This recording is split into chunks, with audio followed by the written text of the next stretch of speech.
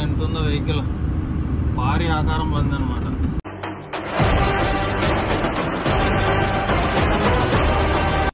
So friends, front చూడండి, ఇది వచ్చేసి ఏదో ట్యాంకర్ డ్రమ్ము లాగా ఉంది. ఇది తీసుకెళ్తుంది అనమాట. ఇది తీసుకెళ్తే ఏమవుతుందంటే ఫుల్ మొత్తం జామ్ అయిపోద్ది అనమాట. అటు వెళ్ళేదానికి ఉండదు, ఇటు వెళ్ళేదానికి ఉండదు. కేవలం ఒక వెహికల్ మాత్రమే వెళ్ళాలి. చూడండి లెఫ్ట్ సైడ్లో ఈ చిన్న వెహికల్ కూడా వెళ్ళట్లేకపోతుంది, ఎందుకంటే అది మొత్తం ఆక్యుపై చేసి ఉంటుంది అన్నమాట. చూడండి ఎక్కడ వరకు ఉన్నాయో. అది వచ్చేసి 4 హౌసింగ్ టైర్లు ఉన్నాయి చూడండి.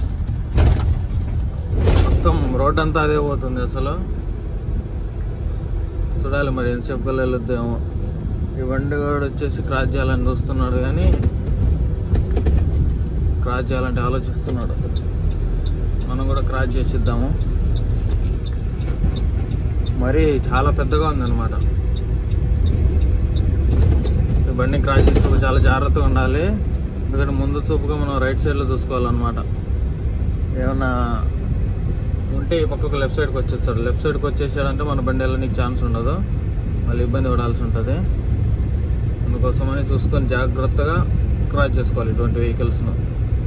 ఏదో చిన్న రేకు నెట్ ఉంది, కానీ భారీగా ఉందన్నమాట. చాలా పెద్దగా ఉంది, చూడండి ఎంత ఉందో. ఇటువంటి వెహికల్స్ ఎప్పుడు నైట్ టైమే జర్నీ చేస్తుంటాయి అన్నమాట ఎక్కువ. ఇవెందుకో మరి డే టైం వెళ్తుంది. ఇక్కడేం పాస్ కాదు బండి. చూడండి ఎక్కడి వరకు వస్తుంది అసలు. పూర్తిగా 4 లేన్ రోడ్డు మొత్తం కవర్ చేస్తుంది అసలు. అది అయితే క్రాస్ చేయాలి దాన్ని. కొంచెం అటు ఇటు అయిందంటే ఇబ్బంది పడాల్సి ఉంటుంది. ఇక్కడైతే పాస్ అయిపోద్ది వెహికల్.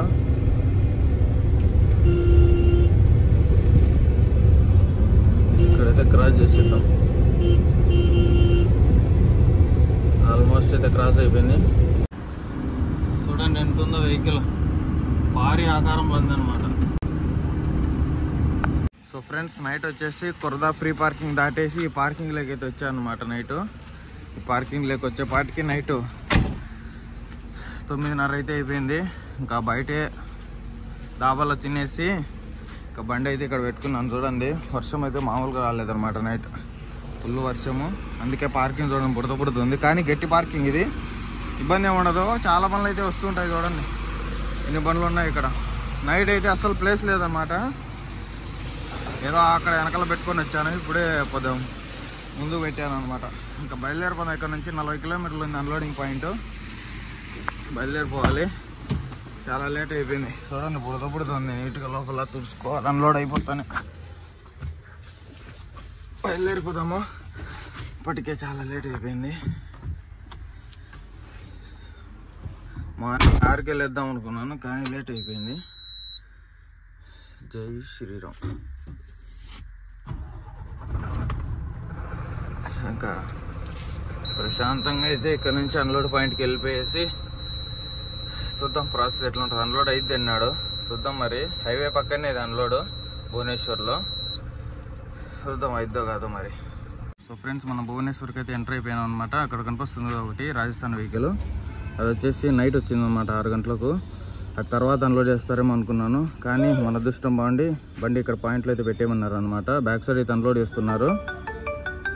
అన్లోడ్ అయితే అవుతుందన్నమాట. టైం చూడండి 8:20 టైము. మొత్తానికైతే అన్లోడ్ అయితే స్టార్ట్ చేసినారు. చూపిస్తాను అన్లోడ్ ప్రాసెస్ ఎలా ఉంటుంది.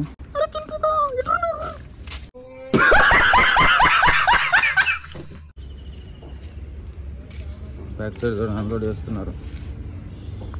అన్లోడ్ అయితే ఈరోజు కాదనుకున్నాను, సండే కదా, మన అదృష్టం అని అన్లోడ్ అయిపోతుంది. చూద్దాం, సాయంత్రం కల్లా లోడ్ సెట్ అయితే నైట్ లోడ్ అయితే చేయించేసుకున్నాము.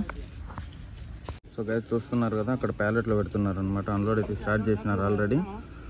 చూద్దాం ఎంతసేపు పడుద్దో. ప్రస్తుతానికైతే 3 ఉన్నారనమాట అన్లోడింగ్ చేసేవాళ్ళు. మ్యాక్సిమం ఈవినింగ్ కల్లా అన్లోడ్ అయిపోయినా చాలా మనకు. నైట్ అయితే లోడ్ అయిపోద్ది, ఇబ్బంది ఏం లేదు. గుళ్ళు చూడాలి మరి ఏ లోడ్ అయిద్దో. సో ఫ్రెండ్స్, ఈరోజు సండే అనమాట. సండే వచ్చేసి ఇక్కడ ఏమన్నా సీ ఫుడ్ ఏమన్నా ట్రై చేద్దామనేసి వచ్చేసి అనమాట టౌన్లోకి. ఇక్కడ వచ్చేసి నాకు రొయ్యలు అయితే కొంచెం టెంప్టింగ్ అనిపించింటే రొయ్యలు అయితే తీసుకున్నాను అనమాట, ఒక 1/2 kg. సో ఫ్రెండ్స్, రైస్ అయితే పెట్టేసాను అనమాట. రైస్ అయితే పెట్టేసాను. బ్యాక్ సైడ్ వచ్చేసి అన్లోడ్ అయితే అవుతుంది. ఇంకా రొయ్యలు తెచ్చాను అనమాట. ఒక 1/2 kg రొయ్యలు అయితే తెచ్చాను. ఇవైతే కడగాలన్నమాట. ఫస్ట్ నీట్ కడిగేసి రొయ్యల కూర సింపుల్గానే చేసేద్దాము. టైం వచ్చేసి 9:30 అవుతుంది అనమాట. అన్లోడ్ అయితే ఆల్మోస్ట్ ఒక 4 రోజులు అయితే దించారు. ఇంకా ఇక్కడ నుంచి ఉందన్నమాట బ్యాలెన్స్, ఇదంతా ఉంది. ఇంకా నాకు తెలిసి ఒక 6 టన్నులు 7 టన్నులు దించారు అంతే. ఇంకా 25 నుంచి 26 టన్నుల వరకు అయితే బ్యాలెన్స్ అయితే ఉండొచ్చు. చూద్దాం, ఈవినింగ్ అయిపోద్ది అన్లోడ్ అయిపోయేసరికి. చేసుకుని వంట చేసుకుని ప్రశాంతంగా తినేసి వీడియో ఉంది. ఈరోజు సండే ఒకటి వీడియో పెట్టాలి తప్పనిసరిగా. వీడియో అయితే పెట్టేస్తాను ఒకటి. రొయ్యలు అయితే తెచ్చాను అనమాట. చూడండి రొయ్యలు ఎలా ఉన్నాయి చూడండి. రొయ్యలు చాలా పెద్దటి అనమాట. రొయ్యలు వచ్చేసి క్లీన్ చేసుకోవాలన్నమాట. ఫస్ట్ ఇవి ఉంటాయి కదా, వాళ్ళు లైట్గా క్లీన్ చేసి ఇస్తారు అనమాట. దీనికి పప్పు అయితే ఉంటుంది పైది, అదైతే తీసుకోవాలి. అంటే